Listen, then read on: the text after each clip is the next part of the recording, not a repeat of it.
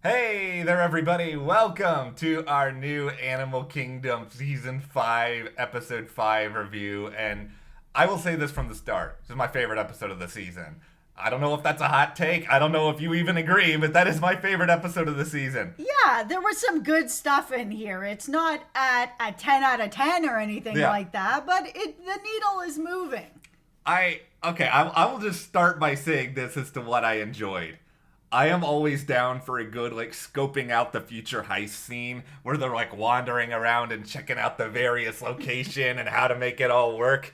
I also really like the stuff with Pamela Johnson, so we'll be talking about that. She is a very good addition to the show. Yeah, I think all of her stuff was pretty compelling, and I feel like things are starting to legitimately kind of sort of move forward. All right, so let's start with the Pamela Johnson of it Yeah. all, because when she walked in and was like, I'd like to take a look around my house, I was like, oh no, oh my goodness, okay, so straight off, this is where we're going. Yeah, like she's even got, she's got her family with her. They're like trying to like scope out potential changes that they would make to the place. Yeah, when they went into the living room, they're kind of like, oh, a couch here, and we had Darren in there being like, I like it the way I like it. It's like, yeah, this is going to be difficult for you, but she needed to push that narrative to get them to do this job that Yeah. seems quite exciting. I'm all about the heist. I like Yeah. a good safe heist. Yeah. This could be really good. Everything about sort of the Pamela stuff was so good. I mean, for starters, she brought ribs. I love ribs. I'm just saying that would if you want to get me to sit down to discuss a potential heist with you, bring a big rack of ribs and I might be like slightly on board with it. Yeah, we had ribs this weekend. Exactly. It's a perfect sort of segue to my heart. The everything about like the conflict that was here, all of that was really, really good, especially when Pope shows up and he is just like full, just like distressed Pope at this point. Yeah, I mean, I was wondering how the interaction was gonna be with Pamela and Pope because they do know each other. Kind of how much was Pope really gonna remember, but he remembers. He remembers. I don't think Pamela still got much of what she wanted out of him, though granted, I don't really know what Pamela was expecting. I can't imagine she was sort of thinking that the Codys would just be like, yeah, we're so excited to you be the recipient of Smurf's inheritance and we'll do everything you want. I think that she was probably like, at least that quick conversation she was trying to have with him in the bedroom, that she was trying to lean into that she did used to really look out for him and his sister, and when Smurf would be out being crazy and doing heists and whatever, that she was someone that was there looking after the kids and putting into them and trying to help them, that it was a really good relationship, that maybe she could lean into, that Pope felt something for her, but it just really was bad timing. Yeah. I think if Pope wasn't going through what he's going through, it might have hit something. It might have, and it's a hard thing to know with Pope because he's such a hard character to read. But we'll talk a little bit more about some of Pope's devastation here. But before we do, if you're down for this discussion, hit that subscribe button there because we are going to be continuing to dive into the animal kingdom. We are like. You know how those birds have really good sight when they're up in the air, like those hawks or whatever? We are the hawks peering over the world of Animal Kingdom, and we don't want you guys to miss anything else. I just made that up. It may not be a good analogy, but we're rolling with it. Thank you to everyone who has subscribed and is here with us every Sunday for Animal Kingdom. All right, let's get into Pope. So we learned that Angela is dead, which is probably not a surprise to anyone. I mean, we all kind of knew she wasn't coming back this season. The story was over. They were kind of acting, they mentioned her a little bit here or there, but it was kind of like, she gone. We're not going to really talk about her. But we learned that not only did she die, but it seems that she was murdered. She was like beaten to death. I think this is a fitting enough end to this character. I mean, it's not like Angela was really super popular. I don't know if this was ever the plan. Like, the thing I keep kind of wondering about was because she was just so like out of nowhere gone this season. Is it just like were they not able to get Emily Deschanel back, or like it was this? I don't know, but it gave Pope a revenge story at the very least for him to tackle. Yeah, and it also brought us deeper into what he's going through, where we saw him beating up that guy and sort of hearing his mom and hearing about Julia, and that he's been having these episodes where he's blacking out and going around knocking on people's doors looking for his sister. Like he's recognizing how far down the hole he is. And I was so happy to see that he finally did have a conversation with Darren, who was very much like, listen, I didn't know what was going on with you. Pope revealed that these things are happening to him. And Darren said, listen, we're a family. I am here for you. If you need to talk about it, we can figure it out. Like, I'm your brother kind of thing. Pope is gone now. He's just like, I need to leave. And Darren's like, okay, well, if you need to leave, I got you. We'll see you when you come back. I'm not coming back. I was like, oh, no, you're not coming back. Like, that can't be a thing. We can't lose Pope. Pope, I know you're watching this video. Don't leave for good. We need you on this show. Or if younger Pope, you're watching this show, tell your older self that you need to stay with the family.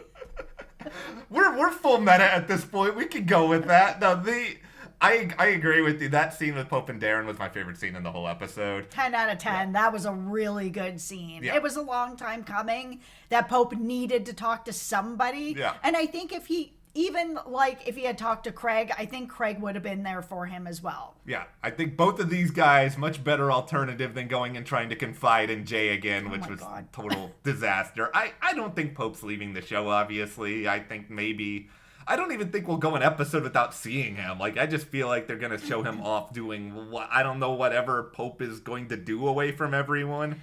Okay, so Pope, I think Pamela was hoping that all the Cody boys were going to be part of this sort of heist to help her son Phoenix, but Pope is gone right now. So the guys have decided that they are going to try to figure it out with Phoenix's help. So the story goes that Phoenix has killed somebody, and the person that promised to help him get through it is now blackmailing Pamela and is holding a shirt that Phoenix was wearing that has his blood on it, has the blood of the person that he killed on it, and is holding it in a safe. Now, the Cody boys have asked, what else is in this safe? Is this the only thing you really want, or is there millions of dollars? Like, what else is going on in this safe? And she's like, I don't know. But does she? Probably, yeah.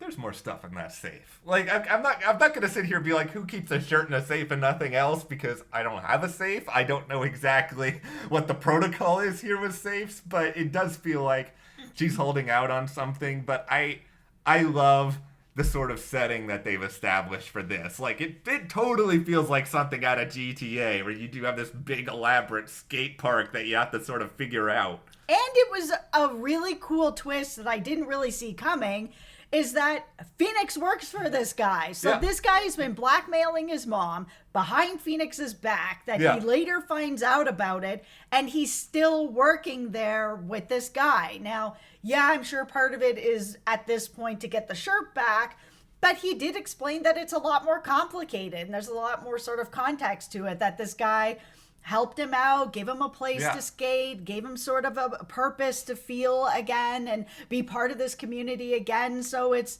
a really complicated situation that Phoenix is in, and I love situations like that. Yeah, I love that. I love how it makes certain sense now that he would want somebody else to come in and do it. That way he has, like, plausible deniability if things go a little bit awry. Now, I'm going to pretend like the Animal Kingdom producers are also watching the video at this point. We spoke to Pope earlier. So, producers, I know you've already filmed this, but just roll with me here for a moment.